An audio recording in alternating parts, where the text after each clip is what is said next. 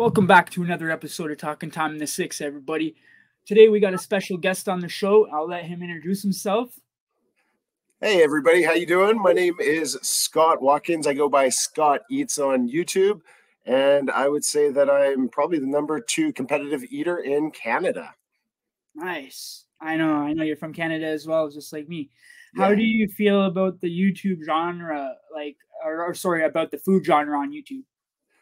I think it's pretty cool right now. There's lots of new things always happening. Lots of new people doing all kinds of cool projects and editing and, not just competitive eating, but the ASMR, the mukbangs, and all the rest of that. I mean, obviously, I prefer myself doing the competitive eating, but there's all kinds of cool things going on with YouTube right now, and it seems to be expanding all the time. So I'm pretty excited to see where it goes, not just with the competitive eating, but some of the other stuff. If you think about, just even little things like going into like heat challenges, like stuff that's very spicy, which I was never into that when I first started, right? And then I've kind of, got a little taste of it, and literally a little taste of it, and then now it's just kind of like something I look for, right? Every now and then, just to kind of spice it up, I guess. Nice. Yeah. So what is your goal like as a competitive eater? I know it's to make money, but I mean, what's your overall? Well, I mean, honestly, the making money is for me because I do have a full-time job. So it never started off as a goal to make money. Like, it's nice. The thing about making the money is that it allows me to go to the next challenge and be able to travel and things like that, right? But the money was never the first thing. Like, when I first started competitive eating, it was never about YouTube. I wasn't going to do it. I kind of got convinced by Joel and Katina Eats Kilos and our other friend, Winolette Bum Thumb Watcher Rod. It's a mouthful there, but they kind of convinced me. They're like, you're doing this anyways. Why not just, put it out on YouTube as well? But that being said, you were asking what my goal was. I would say for competitive eating, I love finding large challenges. Like, for me, I get a kick out of large challenges. I don't really as much get a kick out of beating a 5-pound challenge in a short amount of time. It's okay. Like, I do like it, but I really like impressing like myself and other people by saying like some of the stuff you've done, and it's impressive, bro. Wow, that's all I'm gonna say. People got to check it out for themselves because you can't explain it. You can't explain it. It's just no, and it's crazy because there'll be people that look and they're like, "Oh, I can do that. I can do that." Right. And then all the time, I can do that. And it's you get halfway through a burger and they're full. Yeah, exactly. You don't want to be rude and be like, "No, you can." But so every once in a while you have someone like a buddy of mine who, when I first started competitive, actually was even before it was like a thing for me to be a competitive eater, there was a free burger at this place. And if you be at a place called Baselines in Surrey, and it was probably about a 4.5-pound burger. And when I did it, I think it was $28 if you didn't finish it. And I'm like, I just went in one day and I'm like, I've got a big appetite. Let's do this, right? So I did it. I got the meal for free. I got the free t-shirt. And my buddy's like, "Oh, yeah, I could do that. No problem." I'm like, "Dude, it's not as easy as you think." And he's, "Oh, yeah, no. I got a big appetite. Okay, Brian, let's go. We're going to go next time and we're going to do it together. I want you to be able to do this." And then so we did it again. And we get about a quarter of the way into the burger, and Brian's just like, "I don't know why anybody would do this. Doesn't make sense." And then he got halfway and he cut out. He couldn't do anymore, right? So a lot of people think they could do it, and then they just end up that they can't. And really, like, if you look at that capacity of 4.5 pounds, and that's before like, I was really a competitive eater. It was just, a challenge to get free food and a t-shirt. Right. And you just look at like where I've gotten to over the last X amount of years, 4 or 5 years. It's just gone exponentially. Some of my challenges over 10 pounds of food now, I love how you guys always get the t-shirt and the like photo on the wall, like when you get the Yeah, challenge. That's just the cool reward, man. Like, you know, leave your trademark there. You know what I mean? You're gonna be that's up right. there And then for a time. it's cool, yeah, Like that because concept. yeah, like a lot of the times, you know, I'll go to a restaurant and I'll be like, look at their wall of fame. I'm like, oh, Molly's been here. Crazy. Look at her time. Like, and so you can kind of see other competitive eaters, and it's kind of, you know, a lot of the times, especially with the top times and stuff like that, it is a smaller group of competitive eaters. There's not, Right. you know, hundreds of competitive eaters that are kind of like, you know, going around and doing those. So it is kind of cool when you get to see other people on the wall of fame. Yeah, Even the ones that before you mentioned are other ones that we're familiar with. So yeah, it is a small circle, but you know, right. you guys are great. I love you guys, man. Oh, So that's what's your awesome. favorite and least favorite food to eat? Favorite and least favorite. Okay, well, I think everyone knows that watches me. So I always tell them I'm getting used to pickles. I don't know why. I don't hate pickles, but it's just one of those things that I just can't fully get into them. I don't know why. Maybe I just haven't had the right kind of pickles. However, like as far as like overall food, like Asian or Japanese or American, there's no like least favorite I have. It's just certain ingredients within those. As far as my favorite food, it honestly depends on the day. Like I could not, someone says like, what's the food you could have for the rest of your, you know, for the rest of your life? And there's not like I wouldn't say sushi. I couldn't have sushi every day. I love sushi when I go, but I couldn't have it every day. So I love sushi. I love seafood. I love pizza. I love burgers. And it just, pasta, Italian food, it really, a good mix for me is kind of where it's at, I think. But if I had to choose one place in town, I would say it'd be my at Tokyo One at the all you can eat sushi. That's probably my favorite if I Nice. got a You were choice just in there the town. other night, right? You ate over Yeah, yeah, I 200, was there on what was it, Friday, and it was 200 because sushi, right? yeah, I was supposed to go to the waffle place and they were packed. I think it's because it was a long weekend. The Friday, they were super packed. I've been there before. Not even half the restaurant is, you know, busy. So I didn't want to take up one of their seats doing, you know, this live, taking up, you know, maybe a couple of their seats or whatever. I just said to them, I'll come back at another time, right? Because I can always go there again. So I just headed over to the sushi place and, you know, Yeah, kind of had a relaxed lunch where there. did you Anyways. get your inspiration for all this creative stuff you're doing? Like I kind of know the answer, but I'm not going to spoil it, like, because it's for the viewers, right? Yeah, no, my inspiration. I started off probably probably almost 4.5 years ago. I was going down the YouTube rabbit hole and came across Mr. Randy Santel, and I saw him, and I'm like, you know, oh, this is pretty cool. Like eating a lot of food. I can eat a lot of food, but you know, not this much. But you know, I think I could do this, right?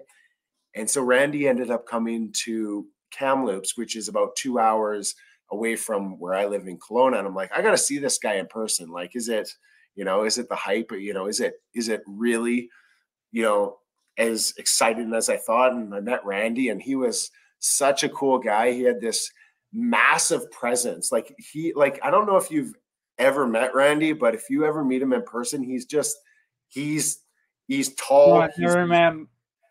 What's that? I've never ever met Never him, met but him? I can No. tell So on film he's a big presence. yeah, he's not like in person. He fills the room just walking into the room. He's just got a certain presence about him, not just Good his vibe. size. It's his vibe, yeah. And he just filled the room, and I'm like, wow, this guy's like 6'8", 300 and whatever pounds. Just a, you know, what a massive guy. I think he's 6'8". He's just really tall, anyways. But anyways, he was such a nice guy too. And it was kind of crazy because that time that I went there, he was heading over to Vancouver, and I wanted to go see him in Vancouver because they had a few more challenges, but I had to work. And he actually, I can't remember how I messaged him, or he messaged me and said, "Hey man, can you make it to this challenge in Vancouver?" And I hadn't even really started doing food challenges. And if you ever see one of him, it was like a seafood roll.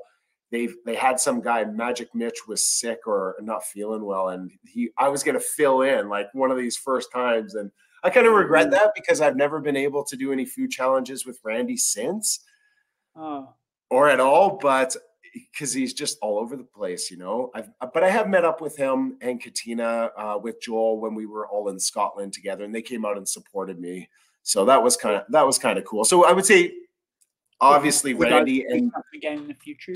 Yeah, I think so. I want to see what he's up to. I'd love to do something with him. And then also after I saw him, I started watching more of the YouTube stuff. And obviously next thing was Joel. Watching Joel, I'm like, wow, this young kid, look at him go, right? Eating, you know, traveling the world and eating these challenges. It's just crazy. Catfish so fast, like so many. It's crazy. Oh yeah. The way he eats them in 2 bites, just. Oh, I know. He's people say he's got a big mouth, but it's just when he's eating, he doesn't really have a big mouth. You know, when you're just hanging out with him, right? So you guys seem like really cool dudes, man. Oh, I appreciate that. How far have you traveled to do these challenges, and what places have you been? Well, so typically a lot of the challenges around here, I've done all the challenges, right? So I can either try and set up challenges or go travel to do them. So recently I've done a trip. Obviously this is not as far, but like I'll try and do trips as close as possible to Kelowna. So recently I saw Beard. He did a little bit of a tour in Alberta. So to get over to Alberta is about 7 or 8 hours for me driving. So I headed over to Yeah, so it's not too bad. Like 7 or 8 hours is not bad. That's I'm in actually Ontario. What province are you? I'm in BC. Oh, okay. Yeah. So just I did that, and I did I think about 7 restaurants there on my little tour there before I ended up going to Anaheim for, vacation and a few challenges there. But I mean, furthest I've gone east in Canada would be Saskatchewan, and farthest west would be Vancouver Island. As far as the United States, there's a lot more challenges there. So a lot of times I'll hit up Washington, Oregon. I actually hit up California a couple of times, just barely one time, just made it in there and then back. But it's basically 24 hours to get there. And so I've kind of traveled the West Coast of Idaho, Wyoming, Montana. The West Coast, I got to bring this up. Yeah. That's how I met my girlfriend, through my YouTube channel, right? Okay. I'm in Toronto, Canada. She was from Nevada in the West Coast, from Reno. Okay. And she was a big supporter of the channel, and we dated like 5 months online, like sleeping online together, just like, getting really close. And then she ended up waiting to get her passport and came and moved in. Oh, that's amazing. A year now. So. And how long has she been there for? It's been we've been together a year now. Oh, that's awesome. Yeah, congratulations, brother. I appreciate it. I couldn't believe it. The fact that just another country, a woman would come to another country for, she must really be in love with you. You can really trust the person, Oh yeah, that is crazy. I would never have been able to get to her. You know what I mean? Yeah. Well, Canada's a good country anyways. I love it here anyways. Yeah. And unfortunately, I haven't been able to make it over to the East Coast Canada. I've made it over to the East Coast USA.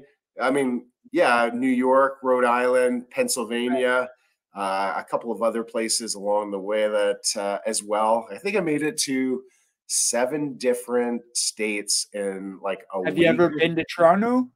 Never. I've been to Pearson, but not to actually visit. So I know Joel and I have been talking about it for a while. That if you guys ever do, you hit me up, man. Yeah. Do you do challenges as well then? No, I do. I'm in a different genre, but I would just love to come out and see you guys and support you guys. Oh yeah, no, it's something different in person. I mean, it's a little bit.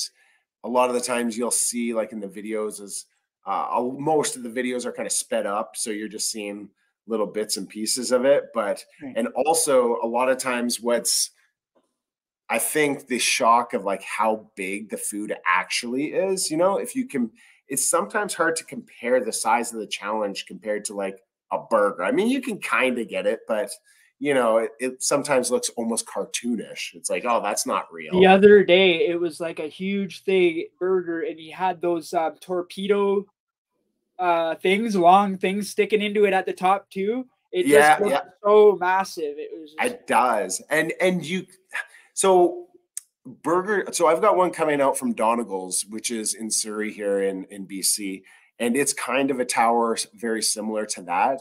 And a lot of the times you, especially with tall challenges, you don't get the absolute like size of it, or challenges that are more like cube shaped. You don't get like feel the mass of how big it actually was. I did a challenge recently at in Innisfail, Alberta, at Darkwoods Brewing, and the challenge, it was a barnyard blowout, so it was a bunch of like chicken and eggs and stuff like that on this flatbread, but it was, because it was rectangular shaped, it didn't look impressive. But if you saw it in person, it's kind of one of those things like, holy smokes, look at that. That thing's just massive, right? But sometimes you don't always get the feeling for that. At least with my camera skills, I'm not a big, I mean, the thing with, I don't know if you've seen with a lot of video, like YouTubers and stuff like that, they've got the wide angle lens and mine isn't. So you get more, I mean, I don't know, I guess you get less exaggeration with my camera sometimes. Right. You should see, like, if you compare one of my challenges, the exact same challenge, to someone that you know has done that challenge and has a wide angle, you'll see the difference in just like how big. Yeah, so you can always improve still. See, that's the thing with me too. I still have a lot of improving to do. You know, I don't have the best equipment yet or anything like that. So there's still a lot of improving I can do, right? Yeah, and like, that's kind of where your wide thing, you know, you can always upgrade, right? Yeah, and that's kind of where I'm at. When I was in Anaheim, I was actually just playing with my daughter at the, at Disneyland. I was chasing her around the very first day, and I slipped, landed on my camera, and now the view is, it's kind of like bent on one side and broken on the side. So the camera actually still works, but it's bent, and I'm going to have to replace it. And if I'm looking at replacing it, I'm going to want to just not replace it with the same thing. That was like, $700. I'm going to want to upgrade my camera. So I'm kind of at that stage right now where I'm deciding whether. I remember about a year ago, I don't get donations often. So I got a huge donation out of nowhere. I don't even normally get donations, but all of a sudden I got a $500 donation. Oh, wow. So I went out and bought like a new camera for the channel and a webcam, and there was something else. So I had broke my phone at the time, so I had to get a phone because I couldn't do shorts. Okay. So I got the best stuff I could for the price. I had 500. I got everything I could possibly get, the best that I could get for that money, right? Yeah, exactly. I ended up using most of it for the camera, though. I ended up getting this 4K Ultra. It's just a little thing, That's what I got right now. But I got that for $4. Wow. Yeah. Nice. So that was a $4. And that's a big difference. Like when I use the webcam, it's pretty much like, I think it's like 720p. People are always letting me know about my quality on that. But when I do film when I film with the other camera and do vlogs and do other stuff or edit and stuff like that, it ends up upgrading it to, better quality. 1080p that's or awesome. 4K and that. So, and that's kind of what I'm looking into doing, right? And it's a big investment. So I hear you. Like I say, the money is just to kind of help pay for some things like that, right? But I don't have a 3,000 up front, but I mean, I'm not sure if I'm sure somewhat it would pay off, right? Like obviously, it will in the long run for sure. In the long run, yeah, exactly. What is the hardest and easiest food challenge you've ever done? So the hardest food challenges I've ever done, there's been a few of them. I would say the first challenge was my hardest one ever, was an 18-pound bowl of pho. So there was 9 pounds of solid and 9 pounds of liquid. And I had, I think it was 90 minutes to complete it. And these guys, they didn't think anyone was ever going to beat it. They even said, this is impossible challenge. Right. And I ended up beating it. There was a bit of controversy to when I first beat it. And so they gave me like half of the prize, but they didn't give me the other half. They gave me the 250 cash, but they didn't give me the 250 gift certificate. And so anyways, there's a bit of controversy that I don't like to get into too much, but you know, I'll say as little as possible. But at the same time, I'm like, okay, if you guys don't like what happened, I'm coming back. So I came back 3 weeks later and said, because what happened is management wasn't there and they didn't believe the challenge. And there was, you know, they had cameras and stuff like that, but they didn't really believe that someone had finished. Yeah, so I'm coming back in 3 weeks. So I came back in 3 weeks, and it just ended up costing them the rest of the 250 gift card plus another 18-pound bowl of pho, which was at their expense. So you know, and I beat it, and they gave me a gift card, and part of the gift card, I came back again and did the challenge again, just to be like, you know, hey, this time though, because there was a little bit of controversy the first time, and the second time I beat it without, you know, an issue. The third time I did it live on YouTube, just to be nice. Hey, if there's no, you know, there's no trickery, there's no nothing. It's like legit. Here we are on film. Here's the 18-pound bowl of pho, and here's me eating it, right? And I've done that a couple of times, just because it's not that, you know, I have to prove myself, but I like just doing that every once in a while. Like, I noticed the bigger guys like you and Joel and the bigger eaters, it seems like these restaurants are catching on that you guys can eat a lot. And I don't know for sure, but it seems like they're making the portions a little bigger for you guys. So depending on the restaurant, absolutely. Joel and I had one tour a couple years ago, and we call it the bigger, better, badder tour or something like that. So everywhere we went, it was like something was like 40% bigger. It didn't matter where it was. Even this challenge, it was actually one challenge that I've actually lost down the road. I beat it. It was 2 pounds. And then and you had to beat it in 5 minutes. And I beat it in like 3 minutes and 45 seconds when Joel wasn't there. And then they knew it was for YouTube, and they made it 3 pounds. That doesn't seem like a lot of difference, but that's 50% larger. Right. And it gave me only 5 minutes. So the way that the food curve works, if you get 50% more food, it generally takes you twice as long to complete it. And sure enough, it took me 7.5 minutes to beat it. But I mean, I finished it, but I didn't beat it within the 5 minutes, right? So they definitely like to make things bigger.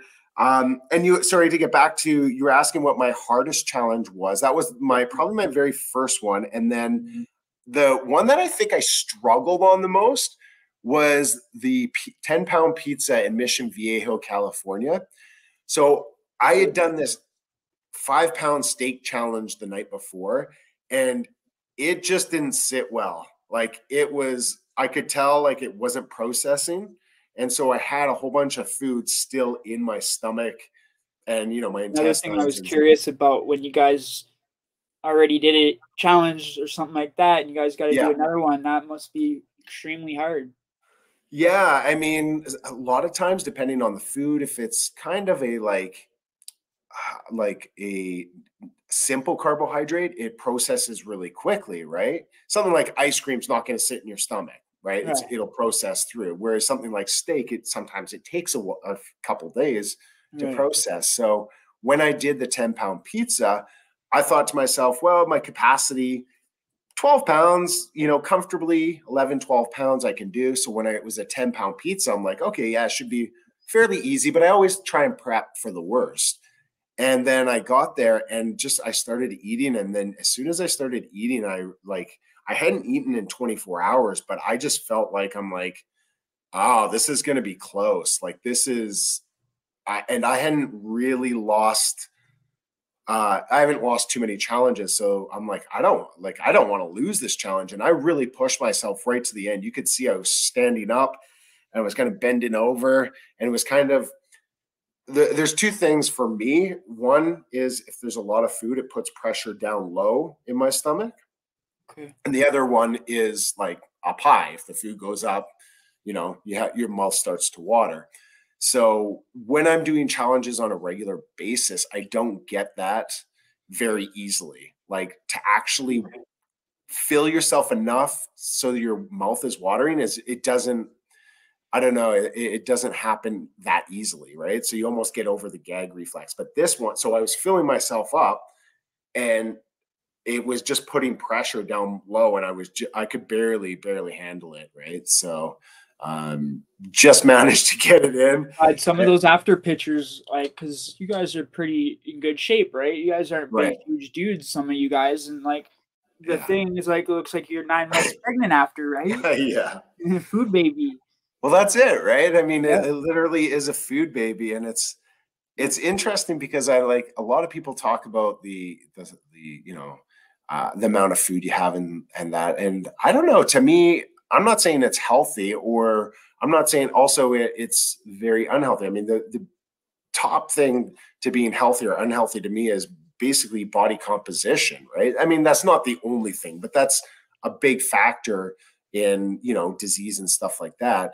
So, I mean, if you eat 3 days worth of food in one meal, but don't eat for 3 days, is that, I mean, obviously that's what I was curious about. Like for you guys, if you guys, I think, I don't know this could be a question, but I'm kind of just going to make a statement. Like, this is what I thought. I thought maybe like you guys will like plan your week and like know how much you're going to eat for the week. And like, okay, I can eat this much for the week type thing. Like if you're going to do a huge challenge, you might not eat as much for a day or two, or. Yeah. So, I mean, typically before I start my challenges, like if I go on a tour for a week, I'm very gaunt. You'll see like a lot of my challenges, I'm very lean, like very lean, right? And I've actually lost a lot of muscle because of that. But if I go into a week's worth of challenges, I go in lean and I come out heavier, right? So I plan that that's going to be kind of the way it's going to go, right? Right. I try not to do that, but I mean, you know, challenge after day. But I mean, if you're going somewhere for a week, you're going to want to do as many challenges as your body can really take, rather than going to California twice. If it costs me $600 to get to California and back, well, I'd rather do it in one go than to do 2 goes. It's time and money, right? So, yeah. So I guess that was, I mean, back to the hardest challenge. That was probably my physically hardest challenge as far as like how difficult it was for me. Unfortunately, I did reverse afterwards, but it was kind of after the challenge, after I completed it, totally like within the rules and all the rest of that, as far as completing the challenge. And then probably the biggest one I've did, which most people have found impressive, is the 14-pound steak challenge I did at Lux Steakhouse in Edmonton. That was wild. That one, yeah, that's my best video, and for good, I guess for good reason. I mean, I specifically went there for that challenge. That's probably the only challenge I've ever done that I've traveled somewhere to go for one challenge. That was it. Flew to Edmonton, went there for the day, did the challenge, flew home. It looked like it was prepared nicely, you were saying, too. Yeah, it was actually, I mean, it was slow cooked. Yeah, it's a $294 meal if you don't complete it. So it was, Joel and I had been eyeing it up for years, and then obviously with COVID, they didn't do it for a while. And so originally Joel and I were both going to do it, and it was supposed to be a 10, maximum 12-pound challenge. Honestly, when I went to do that challenge, I was expecting 10 pounds, right? I said 10 to 12. When I say 10 to 12, I probably expect for 10, but prepare for 12. Right. And then when we came out and we measured everything, I'm like, cheapers, like this thing is legit 13.5 to 14 pounds, because it weighed about 13.5. And then they added a few things afterwards, like whether it's, you know, a little bit of croutons, or on top of the cake, they put, you know, whipped cream and you know, topping and all the rest, you know, caramel and all the rest of the chocolate, whatever it is, they added a little bit more. Right. So, I mean, 14-pound meal. And I've got the footage of me weighing it too. Right. So it's funny when people are like, oh, that wasn't 14 pounds. I got the footage. You want to pay for the footage? Cool. No problem. I'll show it to you. It just doesn't make for great videos, like showing the weight, doing it, showing the weight. But I have it for that. If someone wants to say, hey, I don't believe you have it for your own stuff, you know, or whatever, right? Right. So we do that a lot too. Like we'll take videos sometimes and not post it and just be like, okay, we'll just keep this one for a memory or whatever, right? For like dinner or something like that, you know? Yeah, there's We lots like of to stuff. take pictures a lot of times for memories. Yeah, exactly. There's lots of stuff that I don't include. I mean, especially when I'm, things like with my family and stuff like that. Yeah. But back to your question, you're asking about the easiest challenge that I've ever done. So the hardest and the easiest. So now the easiest, I mean, I've done 175 challenges or 173 challenges approximately. I kind of I was like around 100 challenges, and I'm just like, this is the 100th challenge. I'm just like, this has to be, because I've got to make a number. I had to estimate it was between like 90 and 110. I'm like, let's make this one my 100th challenge. And it was the 11-pound cinnamon roll challenge I did at Stuffy's in Longview, Washington. Yeah. But my easiest one was at the Beer Hunter in Alberta, Spruce Grove, Alberta. Now this was, I don't know, do you watch Beard? A little bit. A little bit. Okay, so he's done the bigger game hunter. So there was like the game hunter, the big game hunter, and I think now it's like the bigger game hunter. So Joel and I did the video, and like the burger was so small. It was, I think we finished the challenge in like 4. I think he finished it in 4 and I finished it in like 5 or 5 something. And it was a very like the simplest challenge. It was so I'm like, that's it? Like, can we triple this up or something? It was just kind of, I don't know. It was so small. And so they have improved the size of it. Like it's gotten bigger, but it's still, my video is going to be coming out in a few weeks. So I don't want to ruin it, but we'll see if I can beat Beard's time on that video. Yeah. Nice. Yeah. Okay. Well, we're going to ask what your favorite one was. Okay. So, you know what? And it's crazy because if I think there's so many great challenges and they're fun for different reasons. I think probably the steak challenge was my favorite of all time, just because I went out of my way and spent my own money to like go there specifically to do this challenge.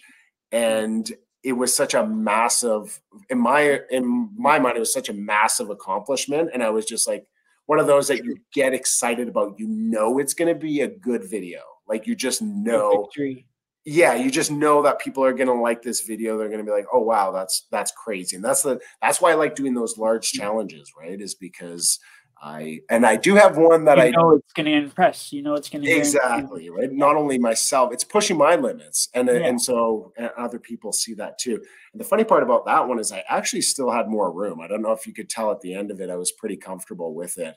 So I did have more room, and I actually have my eye on a couple of more challenges. One in particular that is out east. So I don't want to give it away quite yet, because I've phoned the restaurant to see if they have it available. And he said to call them back, and because they didn't have it during COVID. Same thing, they didn't have it during COVID. So I'm really trying to set up another impressive, massive challenge that no one's ever completed. And I just think we'll do well. And my plan is also maybe bring in a videographer or, someone to bring in someone for that particular, because I just think it will do well if I beat it. So I'm just hoping it will do well. And I think it's worth the extra effort at that point to bring in, someone that's going to really make it, pop. So that was probably my favorite challenge. Now I also did the Bear Witch in Connecticut. That one was pretty cool. We got 500 US for that. Nice. And then it was like 11-pound sandwich that we had to complete in half an hour. And if we did, we got 500 US for that, which is like, those US dollars. Yeah, exactly. That's Canadians, right? We love the US money. I know. I love when my girl gets paid. She's like, or whatever, when she gets her monies and stuff, she's just like, even if it's only like, a lot less money than I would normally get, it's actually a lot more than it seems. Yeah, it's crazy with the exchange rate, right? Yeah. That's why I've done a couple of challenges in I'm trying to think, we did Washington and Oregon. So there's a couple of contests, I should say, the hot dog contest that I've won $1,000 on US.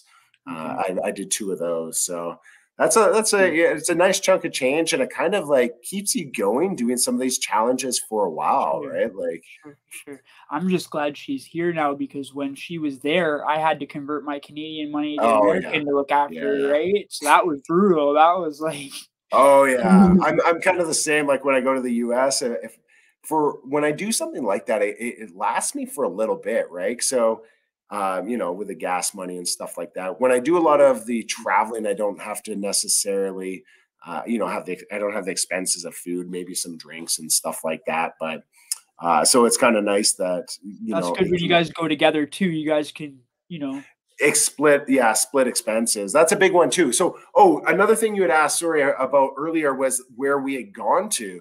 And the furthest place we've gone to is the UK. Nice. Joel and I had gone there last August, and I mean, the flights were super expensive for me because I didn't book until last minute because I didn't know about work. So it ended up costing like $1,600 for flights. But when we got there, you know, we split the cost of the car and any accommodations. A lot of the accommodations were covered. And, you know, we had paid for split the car rental, split the gas, stuff like that, which really does help when, you know, you're traveling and stuff, right? So, yeah. If you're able to beat a world record for a certain food, what would the food be? Let's see. Have you beat a record already? Well, I have, in a sense. So I don't know if you've seen my Toblerone video. Yeah. Yeah. So the 10-pound Toblerone, that had never been beaten by anyone. And now Jeff and I were collaborating on that. And Jeff did beat it, and he did beat my time. But technically, I did beat it first. Yeah. It was by maybe a couple of days, but I was the first person to defeat the 10-pound Toblerone bar there. Nice. And I don't know if you've seen anybody else try that, but before that, the previous record was 5 pounds. So there was a couple other. I had never even heard of that until I seen you do it. Yeah, when you got that out of the, I think, package, I was like shocked about it. This is right where it was too, right here. It was insane. It was just one of those that you're like, you know, you see so many other great competitive eaters, like Beer did it. Joel tried it. There was a couple other Takedown Twins did half of it. So the most that ever been done was 5 pounds. So I was going out, and that was one of those, again, that like I feel like I went out of my way. So there's certain things that you go out of your way and certain things that are kind of along the way. This is kind of like I went out of my way. The bar was 100 and I don't know, Canadian. It was close to 200. It was over 150 and under 200 Canadian for the 10-pound bar. So I knew that there was a big investment in there, right? So I really didn't get the money back from YouTube. That I mean, the video's done fairly well compared to my other videos, but it doesn't really pay back by the time I pay my taxes and stuff like that. A lot of the YouTube stuff, I only end up getting half of it because of just the way that it works out. And then the YouTube. I've got other things that it goes to, but with my kids and that. But I basically and that's already with YouTube taking money off. So I think if I make if someone's to sponsor like for $1,000, I end up getting like a third of that. Just the way that they take a third, and then of that 70%, I get about half of it because I get taxed on that and those other expenses too. So, I mean, it is what it is. So I just like to be able to continue rolling here. I haven't made this a full-time job. Would I? I mean, I'd have to get a lot more consistent viewership. And I think there's a lot of things that I feel like I would have to get better at. And it would take more time to do that, you know, doing more, you know, YouTube shorts and TikTok and stuff like that, and improve my, you know, my camera, improve my editing, you know, my on-screen presence. There's just a bunch of stuff that, you know, be a little bit more prepared for each challenge, knowing a little bit more about the restaurant and just making the videos really good for the viewers, right? It does take a lot of effort. You just, I mean, you can come and stroll in. There's some guys that are just natural at it, but you know, for me, it does take a little bit more effort, which is cool. I'm into putting in effort. A lot of people don't realize it. They think that like YouTube videos are just easy and YouTubing is just really easy and whatever. But you don't realize there is a lot of stuff that goes into it, you know, behind the scenes. Man, like I've got an editor and I still spend hours editing. Like you know, I go to so I plan my trips, right? So when Joel and I plan a trip, when we did it before, we would spend 40 hours planning on a trip for a week. So we spend almost a week to plan for a trip that is a week, right? A work week anyway is 40 hours. And then once we get there, then we've got to do the traveling for a week, you know. Now we've made 7 videos. Now we come back, we've got 7 videos. Now I send my videos to my editor. He edits them. Then I do my voiceovers and then he sends it back to me and I got to look over them. Any changes, I send it back to him. You got to come up with titles, descriptions, thumbnails. Like there's it's a hobby right now because like the amount of time that I put in, I don't actually like, I make some money to be able to pay for some of my travel expenses is basically the way it goes. I don't actually make money, you know, as far as a job goes, right? I'm just covering my expenses. I'm working full time too, man. I get it. I got full time. I'm trying full time like YouTube because you have to try to make it on here.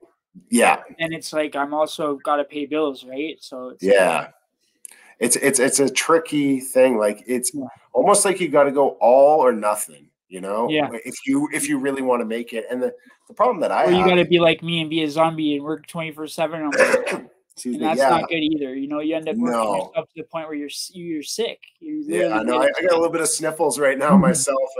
I've got the thing with me, right? The issue that I have is my time because I've got my kids, right? And so I've got 2 of my kids on 1 week on, 1 week off, and then my girlfriend. We have her daughter here full time, so it does take up a lot of time.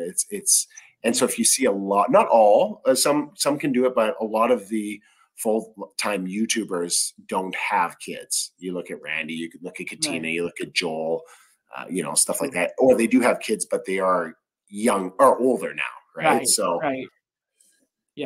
Not saying that's an excuse at all, but it does, you know, there's other, like I said, there's lots of other things I need to work on, but it does. Man, you're doing good, man. Don't go so hard on yourself, bro. You're doing amazing, well, I think that's how you improve, I think, is that if you just think you're doing a great job, then nothing's ever going to get better, right? Like it's just you gotta learn something. I learn something new on every day. You know, you gotta make sure. Like I'm always learning on here. You know, you don't ever know everything on here. And there's more to learn on. And there's always something you can improve on, right? Like I know recently I've been trying to, you know, improve on my thumbnails. You know, something like that, right? There's just always. You know what too? It's like if you're your own boss, it's like you go hard on yourself and it's like you don't know when to stop sometimes, or it's almost harder than a full-time job where you clock in and out because it's like, when do you stop? And it's just like, then you're telling yourself, I'll just go another hour. Yeah, definitely. You know what I mean? There's times like right now here, I mean, you're way later, but here it's 8:21. I finished my work. After work, I went to the gym. After the gym, I went and picked up my girlfriend's daughter there, and then we came back here. You know, I started marking my papers for my students, right? Marking those. I was getting prepared for this interview, just making sure that I've got everything kind of set up as far as, you know, my setup and make sure I got the link and all that, answering comments on YouTube, and then boom, look here, it's 8:30, and I know it sounds funny, but I usually go to bed at about 9 o'clock. So I can be up around 5 a.m. Right. So, and tonight's a little bit different, but you know, and then now I've got to also fit in voiceovers in there, right, and thumbnails and all that kind of stuff. So it's constantly go, which is it's good though. Like I'd rather be doing that. It's a good thing. Yeah, I mean, I'd rather be doing that than sitting watching TV. So it's funny when people will comment and they'll be like, "Oh, what's your favorite sports team, or what's your favorite hockey team?" I'm like, I don't have time. Like I used to love watching MMA, you know, go out on Saturday nights, with friends and watch fights and stuff like that. And it's like, I don't even have time for that anymore. I've got, I get it. yeah, I mean, my girlfriend and I barely have time to go out for dinner together. We had, and when we did, like this weekend, we didn't have the kids, and we're like sitting there, we're like, yeah, no, we'll just stay in. We'll just relax, right? So we just ended up relaxing and having, just watching a movie or something like that, right? Because of that constant schedule. When I started the channel about 2 years ago, and like I used to play video games quite a bit before I started the channel. I don't play games no more. I don't have time. It's like like the odd time I would like to, but it's like the odd time that I get free, it's like that I gotta spend time with my girl, or or it's just like you don't have the time. That's right. Yeah. I mean, I think you got more important things to do, or more, aspirational things to do now than just goals. Yeah, and I mean, it's a little bit different if you're, like I say, a professional and you're maybe making some money off of it. If you're just playing games just for fun, then you got more important things to do now. So, but yeah. Sorry, back to your question about the world record. So the Toblerone was the one, I digress, was the one that I believe it's world record, not officially, but it is kind of. I also did I'm not sure if you saw my other collaboration with Jeff Esper, but it was the most Pringles ever eaten. So we did 1,200 Pringles, or 15 cans, I think it was. Was it 15 cans? Yeah. Yeah, so it's 15 cans and 80 chips in each.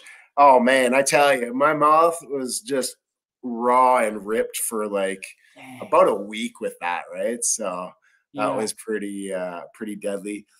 And then I think I do really well with pho or ice cream. I don't know why. Those couple of things.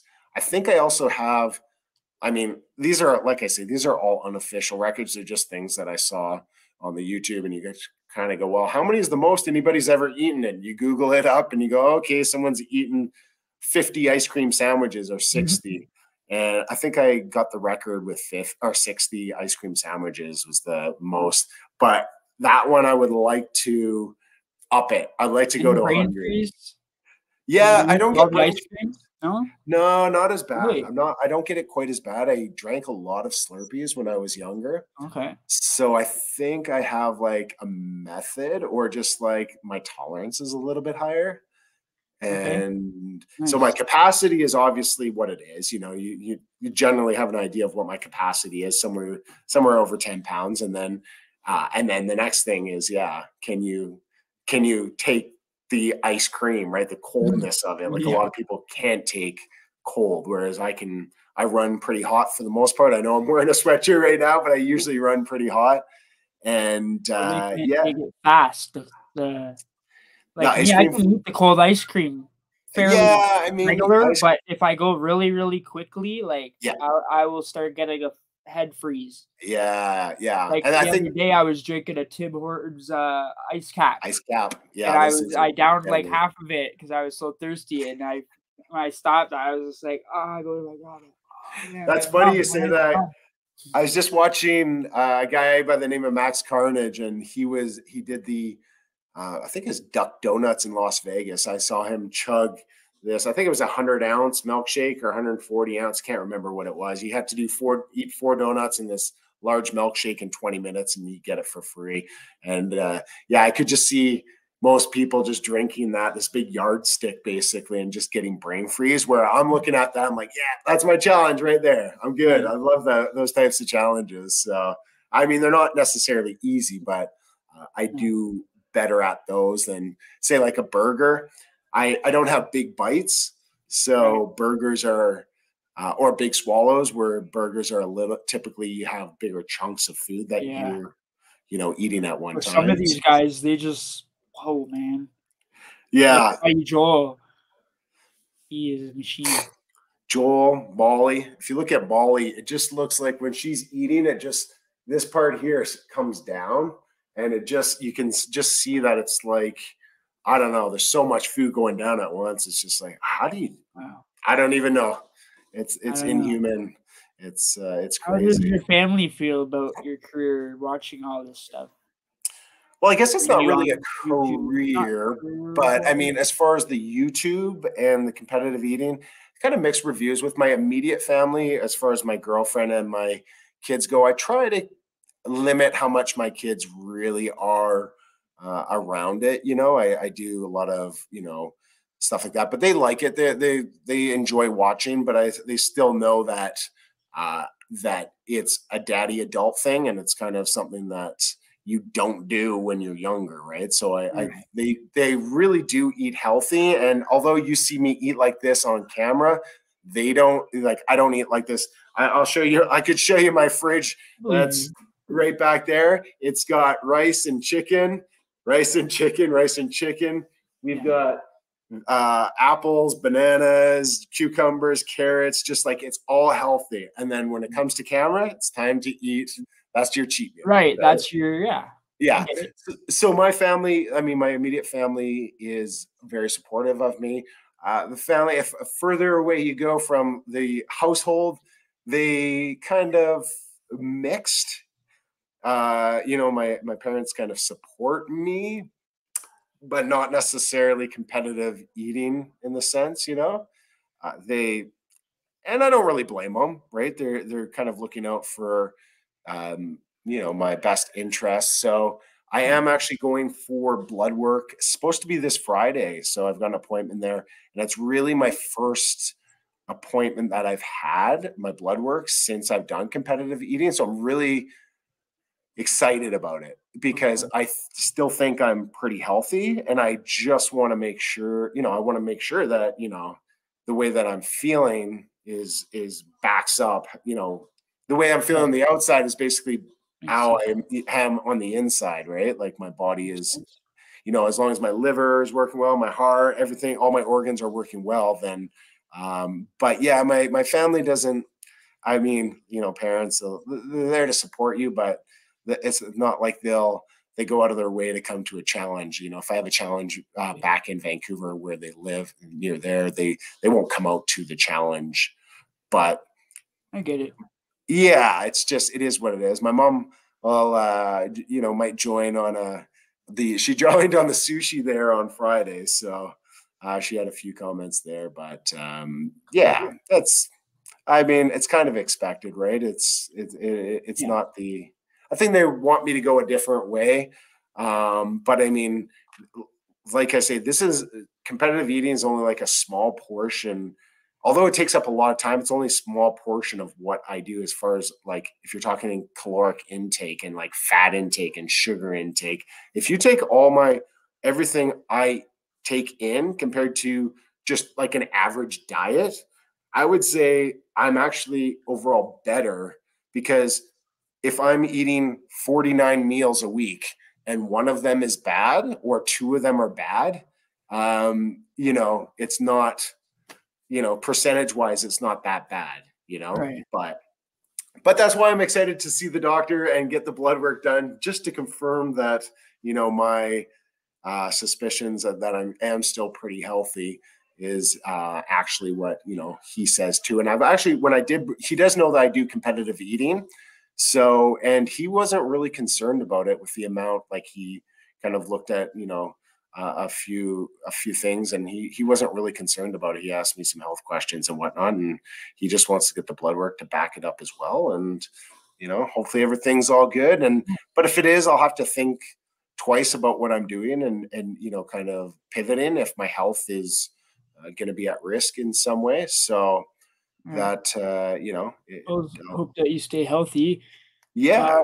That was the last question, but we want to say before you go, we want to say, do you have any like descriptions or anything you want me to put in there, plug or shout out or anything? I'm going to put all your links in the description, your socials and your channel. Yeah, basically I've got my, obviously my @Scott Eats a lot of food on Instagram. I've got Scott Eats on YouTube. And then I also have TikTok, Scott Eats. So that I'm just starting up. That one I'm looking forward to, because I know that I hit TikTok. My girlfriend made a couple of videos for me, and there was a lot of interest based on that. So if those three there, give a shout out to, I mean, basically all the people I've ever done challenges with. People what that we mentioned. Yeah, like Joel. I'm just trying to think. Joel Katina, obviously, Winalette Bumthumb Watcherod from Australia, Natter from Southern California, Katina, Max, Max, both of them, Jeff, Will, all those guys. All the guys that have ever done challenges with me, and I'm sure there's more. Just like Steve the Rabbit as well. But yeah, I just want to thank everyone that does, talk with me. I've talked to Notorious B.O.B. and he's given me some advice on certain things as well. So I just appreciate all those people. And, there's lots of people I still want to collab with. Molly, Dan, Randy, Bob, there's Brandon, the garbage disposer. There's so many other people. Josh the goat. There's a ton of people that I still want to collab with. So it's really exciting that there's still, although I have done a ton of challenges, there's a ton of people that I still want to meet and really, just have fun. I have fun right now. It's not a job for me. It's fun. I still have to keep things rolling, and I just have fun doing it. Like just meeting new people, doing these challenges. And what's really cool about these challenges, which a lot of people don't really think about, is you get to visit places you've never been to. So you basically, I'll say, okay, what place can I go to? Maybe get a few of my bills paid for by beating challenges. Maybe a few $100 might help with travel, and then you go to New York, you go to Rhode Island, you go to California. I wouldn't have gone to California, driven there. I mean, I would go to California, but I would never have driven there. I would never have gone to Redding, California, or Etna, Wyoming, or Drummond, Montana. Like, there's just these places that are fun. It's fun. Yeah, they're just fun meeting the people and living your best life. Oh yeah, absolutely. And I mean, there are places that when I went to Alberta, it was kind of like a mixed bag of like good and bad. The restaurants either loved you or were like, I had one really bad experience at one of the restaurants there, and I just couldn't believe the way I was like treated. But then, and it was my very first challenge. But then I went to a place called Bernie and the Boys in Drumheller, and they were fabulous there. They treated me so well. So it was kind of like you get to see people and it's like door-to-door sales almost. You get to live life and feel like what that experience. You get a ton of experience by doing stuff like this. Yeah, just life experience and seeing different places. And yeah, it's really cool, man. It's great. It sounds fun and it looks awesome on video. Oh yeah. I can't wait to see what you're going to do in the future, and thanks for coming on for the collab. I really appreciate it. Yeah, that's awesome, man. Even though thanks I'm for having me. In your genre, I do interviews, and I really appreciate you coming on. I interview rappers, famous YouTubers, big YouTubers, like ex-convicts, everything, right? Wow, that's awesome, man.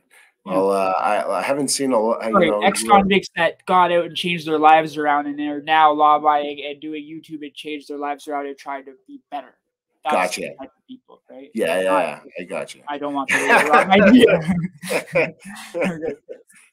Not ex-convicts that just don't get caught anymore, right? That's awesome. Right.